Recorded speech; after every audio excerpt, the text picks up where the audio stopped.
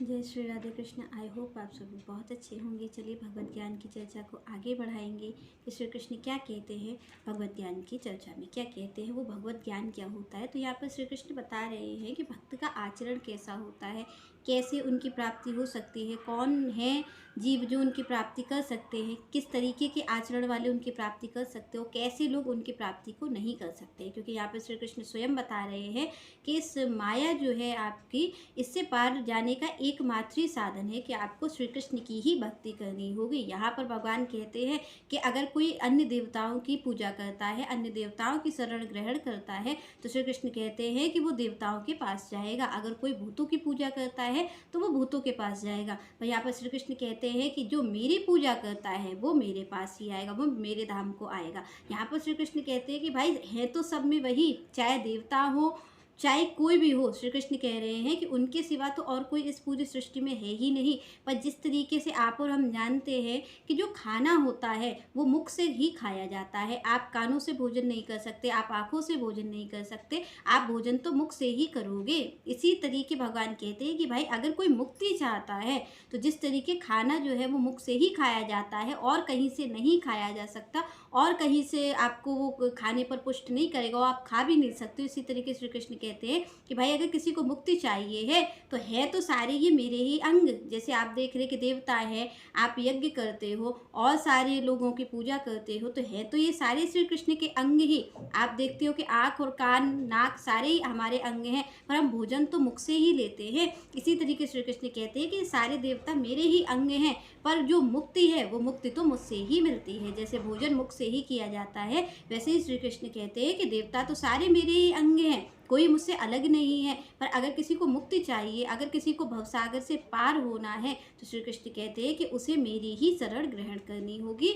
इसके सिवा दूसरा कोई रास्ता नहीं है। तो श्री कृष्ण कहते हैं दैवी होसा गुणमयी मम माया दुरत्वा मामेव ये प्रपदंते माया मेताम तरंतिते। यहाँ भगवान कह रहे हैं कि भाई ये जो मेरी माया है ये बड़ी दुरत्वा है, इसको, ये जो मेरी देवी माया है इसको कोई भी पार नहीं कर सकता है। यहाँ पर श्री कृष्ण कह रहे हैं कि भाई दुरत्वा है, इसको कोई पार नहीं कर सकता है, पर इसको पार करने का एकमात्र साधन यही है कि जीव को मेरी शरणागत होना पड़ेगा। यहाँ पर श्री कृष्ण आगे कहते हैं कि मामेव ये प्रबंधनते माया मेताम तरंतिते, कि इस माया से पार जाने का तो एक ही साधन है कि श्री कृष्ण की शरण हो जाना पड़ेगा। तो यहाँ पर आप और हम जानते हैं कि भाई माया ने जो है वो एक रस्सी की तरीके है, उसने जीव को बांध रखा है। तो जब जीव को बांध रखा है माया ने, तो आप जानते हैं कि अगर आपके और हमारे हाथ पैर बांध दिए जाए तो छुड़ाने के लिए, हमें छुड़ाने के लिए कोई ऐसा व्यक्ति चाहिए है जो ना बंधा हो, जो स्वतंत्र हो, जो मुक्त हो, वही तो हमें छुड़ा सकेगा, वही तो हमारी ये गांठ खोल करके हमें छुड़ा सकता है।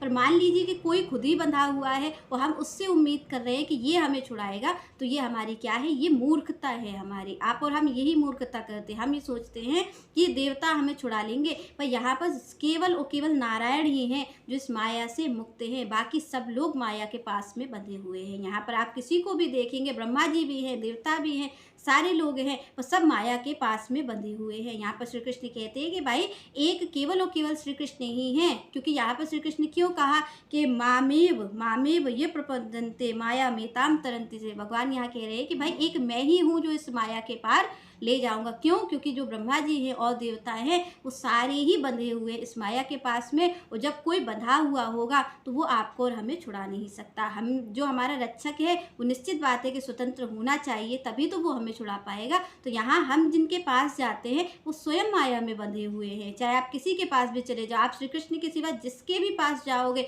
आप माया में ही बंधा हुआ पाओगे, क्योंकि सारे लोग माया में बंधे हुए हैं और यहाँ पर श्री कृष्ण ही हैं जो स्वतंत्र है। तो जो उनकी शरण आता है, भगवान कहते हैं कि वही इस माया से पार जा सकता है। तो केवल दो ही लोग हैं जो आपको माया के पार कर सकते हैं। एक तो स्वयं श्री कृष्ण है, क्योंकि वो स्वतंत्र हैं, वो माया से पार आपको कर सकते हैं। वो माया को आदेश देंगे तो माया तुरंत ही हट जाएगी। और दूसरे हैं गुरु, जो गुरु और संत, ये जो है ये भी माया से छुड़ा सकते हैं, क्योंकि ये भगवान का भजन करके वो माया से मुक्त हो चुके हैं। तो आपसे मैंने कहा कि जो मुक्त होगा वही आपको मुक्त करा सकता है। तो ये जो संत हैं वो इस माया से मुक्त हैं। तो एक जो हमारे गुरु हैं, संत हैं, वो हमें छुड़ा सकते हैं। तो भगवान ने यही मार्ग दिया, क्योंकि आपके हमारे लिए तो भगवान यहाँ प्रस्तुत नहीं है।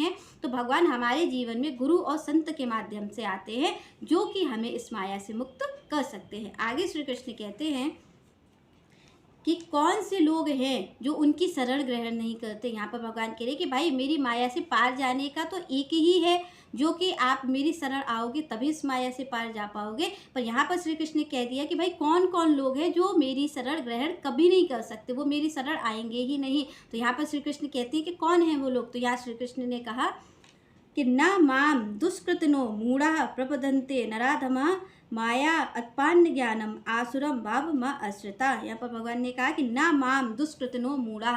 यहाँ पर भगवान कह रहे हैं कि जो दुष्ट व्यक्ति है वो मेरी शरण नहीं आएगा। तो यहाँ पर श्री कृष्ण कहते हैं कि ना माम दुष्कृतनो मूढ़ा प्रबुधन्ते नराधमा, कि जो अधम है, भगवान कह रहे जो दुष्ट व्यक्ति है, जो अधम है, जो दूसरों को कष्ट देने वाला है, श्री कृष्ण कहते हैं कि वो कभी भी मेरी शरण ग्रहण नहीं कर सकता, वो मेरी शरण में कभी भी नहीं आएगा। आगे श्री कृष्ण कहते हैं कि माया अपहत ज्ञान आसुरम भावम आश्रिता। तो भगवान कह रहे जो आसुरी भाव के व्यक्ति हैं, मतलब जो अभिमानी हैं, आप देख रहे होंगे कि हर तरीके का व्यक्ति आपको संसार में दिख रहा होगा। तो यहाँ पर भगवान ने साफ शब्दों में कह दिया कि जो मूढ़ है, मूढ़ मतलब जो, जैसे कि आप और हम हैं, तो हम जो कार्य करते हैं उसका सारा श्रेय हम खुद ही ले लेते हैं कि ये तो हम ही ने किया है, ये सारा कार्य हमने ही किया है। तो इससे क्या होता है, अभिमान होता है। तो भगवान कह रहे कि भाई हो तो सब माया के द्वारा रहा है, पर ये गान किसका कर रहा है, अपना गान कर रहा है कि ये सब तो मैंने कर लिया। और इससे क्या हो रहा है, ये अपना गान करने से क्या होता है, इससे अभिमान आता है। तो भगवान कह रहे हैं